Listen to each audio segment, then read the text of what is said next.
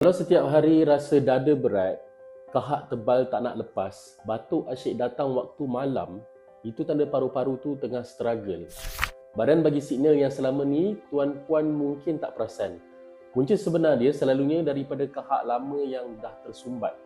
Saluran nafas ni jadi radang dan paru-paru makin lemah sebab bertahun-tahun terdedah berdasap, habuk atau udara kotor. Kalau dibiarkan benda ni berlarutan, dia boleh jadi lebih serius. Nafas pendek, semput makin kuat, tidur tak berkualiti, malah boleh ganggu jantung sebab kurang oksigen. Akar nafas ni dia memang dicipta untuk masalah-masalah yang macam ni. Herba akar nafas ni dia berfungsi melonggarkan kembali kahak pekat, keluarkan lendir lama dari paru-paru dan kurangkan keradangan dan bagi saluran nafas ni terbuka luas. Ramai pengguna yang dulu ni tak boleh nak tidur pun, sekarang tidur lena tanpa batuk. Bayangkan bila kahak dah bersih, tuan-puan boleh bernafas dengan lega, bangun pagi pun rasa fresh. Kalau nak cepat pulih, grab akar nafas sekarang, tekan link dekat bawah.